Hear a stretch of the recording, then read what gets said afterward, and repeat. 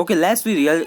Ben 10 was a quite too popular cartoon in our childhood that was too good to be a kid's show. Like an kid turning to an alien by and watch. Like we all wanted that Omnitrix on our hand. Like we wanted to show off, but we actually never got it. But what happened to this series was not really good. And on the other side, an indie comic book, which so is all over social media nowadays, became a mega hit in Prime. And I know these two shows have completely different target audience, but these two shows have so many similarities. Both got their power from an alien. Both have an alien boss that are trying to get back that power.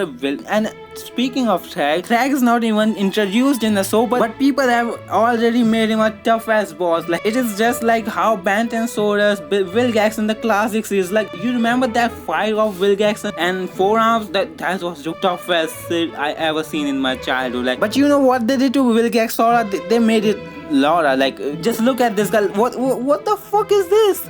I know that he gone through some really hard surgeries, but still, what the fuck is this? And I think Ben 10 had tried to grow with his audience. Like in the classic series, Ben 10 was cocky, immature, and he liked showing off his powers rather than saving people more. Like then in the Alien Force series, they transitions him into a mature guy who actually takes responsibilities for what he do. Like in real life, when you are transitioning from a kid to a teenager, you got to know that you have responsibility that you have to fill. And like I loved it when Cartoon Network actually used to connect with their audience. Then in the Ultimate Alien series, Ben discovers about that for fulfilling those responsibilities, he needs to do some sacrifices that are needed to fulfill those responsibilities. Like in the real life, Alien Force and Ultimate Alien did a really good job in trying to transitioning from a kid to a teenager. But then